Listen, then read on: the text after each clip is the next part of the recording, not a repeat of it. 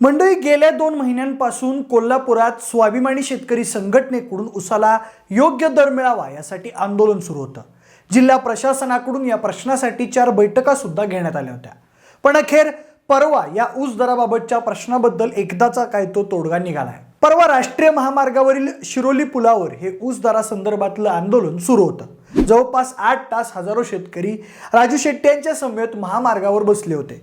सोबतच आंदोलनाला हिंसक वळण लागू नये यासाठी कोल्हापूर पोलीस दलाच्या वतीने सुद्धा या ठिकाणी पोलीस बंदोबस्त तैनात करण्यात आला होता।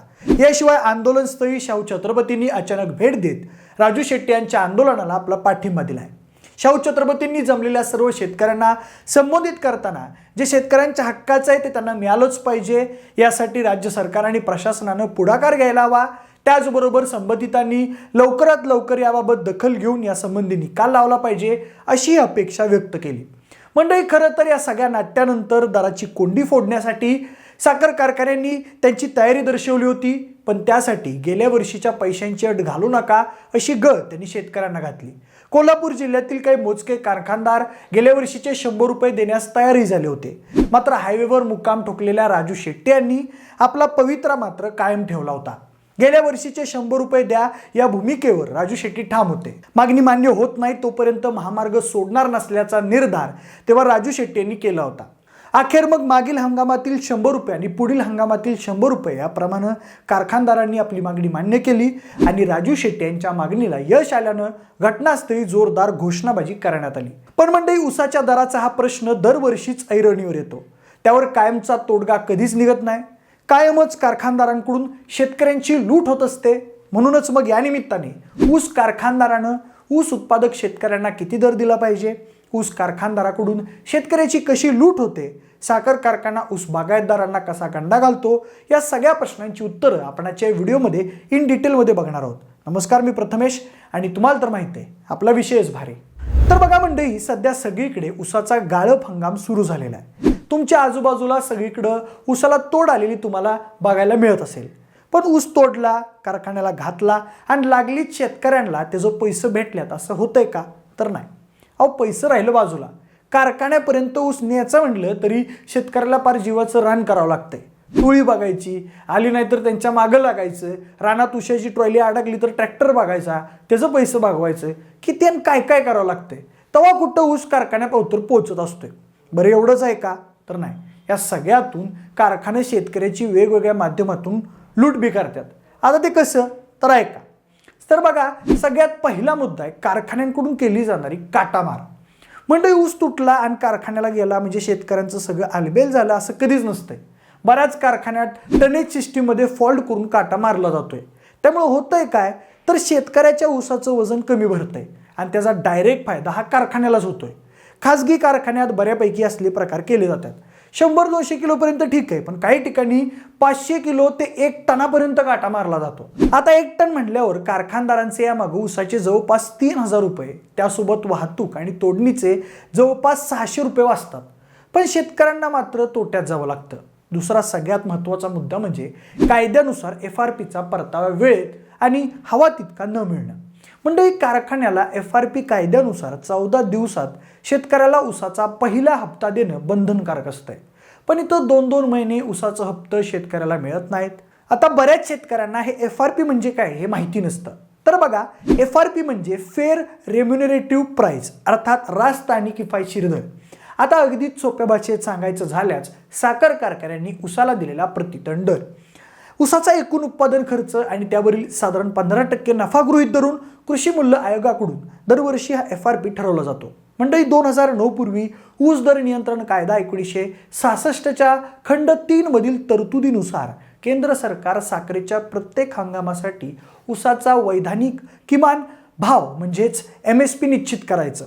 पण सरकारनं 22 ऑक्टोबर 2009 रोजी ऊस दर नियंत्रण कायद्यात दुरुस्ती केली आणि या कायद्यात ऊस उत्पादकांचा खर्च लक्षात घेऊन त्यांना माफक नफा मिळण्याची तरतूद केली गेली। त्यानुसार साखरेच्या हंगामाचा FRP निश्चित करण्याचा अधिकार केंद्र सरकारला दिला गेला। केंद्र सरकारचा कृषी मूल्य आयोग हा दर ठरवतो। याचाच अर्थ साखर कारखाने कायद्यानं FRP पेक्षा कमी दर देऊ शकत नाहीत, पण FRP पेक्षा जास्त दर द्यायचा असल्यास राज्य सरकार किंवा साखर कारखाने तशी तरतूद करू शकतात। पण यानुसार फार कमी कारखाने FRP नुसार शेतकऱ्यांना पैसे देतात. अतिशय चालाखपणे ते वाहतूक आणि इतर गोष्टी शेतकऱ्यांचे पैसे कापतात. बऱ्याच ठिकाणी ही रक्कम तुलनेने फारच कमी असते. सोबतच सरकारमध्ये समाविष्ट नसलेल्या राजकारण्यांचा कारखाना हा सत्ताधाऱ्यांसाठी दबाव तंत्राचा विषय असतोय. विरोधकांचे असे कितीतरी कारखाने ED सारख्या यंत्रणा मागे लावून बंद पडल्याच्या बातम्या तुम्ही वाचल्या असतील. सहकारी तत्वाचे कारखाने डबघाईला आलेले दाखवून मग ते मागच्या दारानं काबीज करायचं षडयंत्र फार जुने असो, पण शेतकऱ्यांपुरतं बोलायचं झाल्यास राजकारणाच्या या अशा दबाव तंत्रांमुळे परिणामी शेतकरीच खिळखिळा होतो. शिवाय साखरे व्यतिरिक्त ऊसापासून तयार होणाऱ्या रेक्टिफाय स्पिरिट, इथेनॉल, मोलॅसेस, ENA म्हणजेच एक्स्ट्रा न्यूट्रल अल्कोहोल, बगॅज, घरात वापरली जाणारी वीज या बाय प्रोडक्टचा थेट आर्थिक फायदा हा शेतकऱ्यांना मिळत नाही. म्हणजे तुमच्या माहितीसाठी सांगतो की कारखान्यात ऊसाची एक चोई सुद्धा वाया घालवली जात नाही, कारण साखर सोडून ऊसापासून वेगवेगळ्या बाय प्रोडक्टचं उत्पादन सुद्धा घेतलं जातं. त्याचाही आर्थिक फायदा थेट कारखान्यालाच होत असतोय. तसं तर हा फायदा शेतकऱ्याला FRP रकमेत ऍड करून द्यायला हवा असतो, पण अनेक कारखाने त्यांच्या नफेखोरीच्या धोरणामुळे तसं करताना दिसत नाहीत.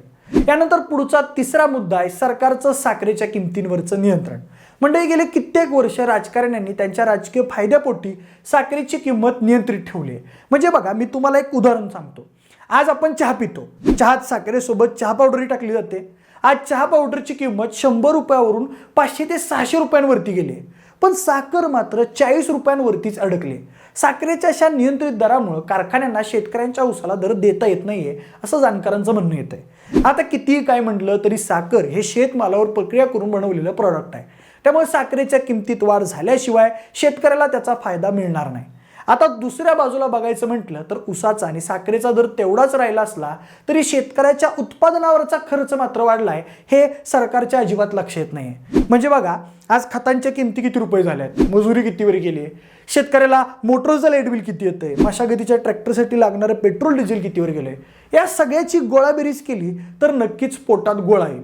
एकूणच काय, शेतकऱ्याला सरकारकडून कायमच दुय्यम समजलं गेलंय. शेतकरी बुडला तरी चालेल अशी मानसिकता राजकारण्यांची झाली.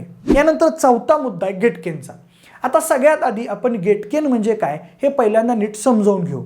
तर बघा, प्रत्येक कारखान्यानं त्याच्या कारखाना क्षेत्रातील ऊस प्राधान्यानं घेतला पाहिजे असं काही जणांचं म्हणणं आहे. म्हणजेच बघा, जसं पोलीस ठाण्याची एक सरहद्द असते, अगदी तशीच कारखान्याच्या हद्दीची सुद्धा एक सीमा असते. त्या सीमा क्षेत्रातलाच ऊस प्राधान्यानं कारखान्याला घालायचा आणि त्यानंतर मग बाहेरचा.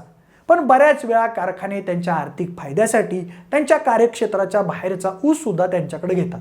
यात मुद्दा असा आहे की कारखान्याचे सभासद नसलेल्या लोकांचा ऊस कमी भावात कारखान्यांना मिळतो, यालाच आपण गेटकेन म्हणतो. पण त्याच्यामुळे होतं काय, तर कारखान्याचे सभासद असणाऱ्या शेतकऱ्यांच्या ऊसाची संबंधित तोडणी लांबणीवर पडते आणि मग संबंधित शेतकऱ्याचं नुकसान होतं. याशिवाय अमुक तमुक जातीचा ऊस नको, लागणच पाहिजे, खोडवा नको, यावरूनही शेतकऱ्याला बऱ्याच वेळा कारखान्याकडून कात्रीत पकडलं जातं. याशिवाय दोन कार्यक्षेत्रातले कारखाने जर एकाच मालकाचे असतील तर मग एकानं मारल्यासारखं करायचं आणि दुसऱ्यानं मार खाल्ल्यासारखं करायचं, ही गेम पण ठरलेली असते. पण या खेळात सामान्य शेतकरी मात्र पार खंगून जातो. आता गेटकेनमुळे दुसरी एक गोष्ट होती. आता काय झाले, शासनानं कारखान्यांना त्यांच्या कार्यक्षेत्राबाहेरची ऊस घ्यायला परवानगी दिली आहे. त्यामुळं कारखान्यांनी त्यांची क्षमता सुद्धा वाढवली. मग अशामुळे काय होतं, तर कारखाना कार्यक्षेत्रातला 50% ऊस घेतो आणि बाहेरचा 50% ऊस घेतो.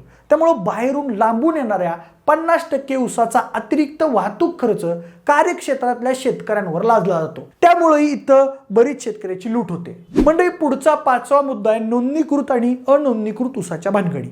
आता म्हणजे कसं असतंय, तुमचा ऊस नेमका कुठल्या कारखान्याला घालायचा याची एक प्रोसेस असते. म्हणजे साधारण 1 वर्ष आधीच शेतकऱ्याला ज्या कारखान्याला त्याचा ऊस घालायचा आहे त्या कारखान्याला ऊसाची नोंद करावी लागते. त्यासाठी शेतकऱ्याच्या वावराचा सातबारा, आधार कार्ड नंबर, बँक पासबुकची झेरॉक्स, चतुर्सीमेला कोण कोण मालक आहे हे सगळं सांगून ऊसाची नोंद करावी लागते. तेव्हा कुठं पुढच्या वर्षी तुमच्या ऊसाला टायमिंगला तोड येते.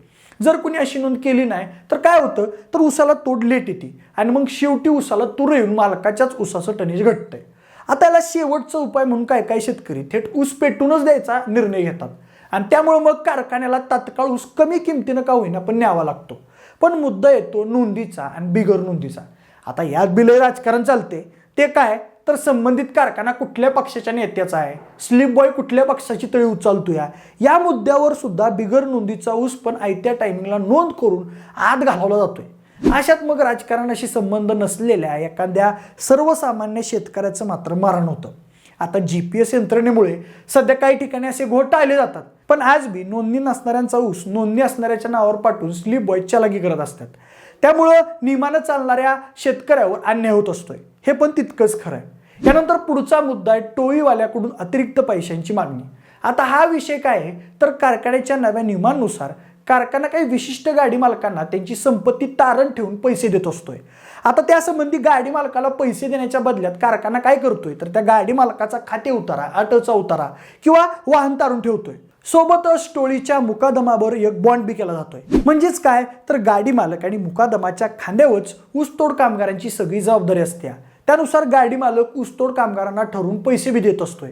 आता त्यामध्ये ऊसतोड कामगारांवर कमी अधिक प्रमाणात अन्याय होतोय बी, पण कायद्यानुसार ऊस बागायतदारांना टोळीवाल्यांना टनेज मागं ठरलेल्याच पैशापेक्षा जास्त रक्कम द्यायची नसते. पण टोळीच्या मुकादमांकडून ऊस बागायतदार शेतकऱ्यांना आडून पैसे मागले जातात. याशिवाय त्यांच्याकडनं दारू मटणाची बी अतिरिक्त मागणी केली जाते. त्यामुळे ऊस बागायतदार शेतकरी अडचणीत असतो. आता हातातोंडाला आलेला ऊस कसाही करून कारखान्याला घालायचा असल्यामुळं बागायतदाराकडे दुसरा पर्याय बी उपलब्ध नसतोय. त्यामुळे ग्रामसभेत टोळीवाल्यांना अतिरिक्त पैसे न देण्याचा ठराव होऊन बी आडमार्गानं पैशाची ही देवाणघेवाण होतच असते. आणि त्यात बिचारा सर्वसामान्य ऊस उत्पादक शेतकरी मात्र भरडला जातोय. शिवाय नियमानुसार ऊसाच्या वाड्यावर बी बागायतदाराचाच मालकी हक्क असतोय. पण टोळीवाले त्यात बी त्यांचा निम्मा निदान कधी पूर्ण हिस्सा बी मागतात आणि मालकाच्या परस्पर वाढ ऐकून मोकळे होतात. आता तर काय टोळीवाल्यांसारखंच ट्रॅक्टर किंवा ट्रक ड्रायव्हर बी बागायतदाराकडून कारण नसताना एंट्रीच्या नावानं पैसे मागतात. या व्यतिरिक्त शेतकऱ्याला वाटत अडवणूक, गाडी अडकली की टोचनची करामत अशी सगळी दिव्य पार करून कारखान्याला ऊस घालावा लागतोय. पण एकूणच जमानी खर्चाचा ताळेबंद बघितला तर एक रकमी पैसे देणारा ऊस शेतकऱ्यांनी खरंच परवडतो का हा प्रश्न आहे. मागील काही वर्षांपूर्वी कारखाना शेतकऱ्याच्या मागे लागून ऊस घेऊन जायचा. आता मात्र ऊसाचं वाढतं उत्पन्न आणि कारखान्याची वाढती नफेखोरीची भूक यामध्ये शेतकरी मधल्यामध्ये लटकला जातोय. असो तर मंडळी बघा, अशा प्रकारे ऊस उत्पादक शेतकऱ्यांची साखर कारखानदाराकडून लूट होत असते. आता या सगळ्यावर नेमकं उपाय काय असावेत त्याबद्दलची तुमची मतं आम्हाला कमेंट करून नक्की सांगा. अजून अशाच प्रकारचे माहितीपूर्ण व्हिडिओज पाहण्यासाठी आपल्या विशेषभरीय यूट्यूब चॅनल देखील सबस्क्राईब करा. जर हा व्हिडिओ आवडला असेल तर लाईक आणि शेअर करा. आणि जर हा व्हिडिओ तुम्ही फेसबुकवर पाहत असाल तर तिथेही आम्हाला फॉलो करायला अजिबात विसरू नका. धन्यवाद.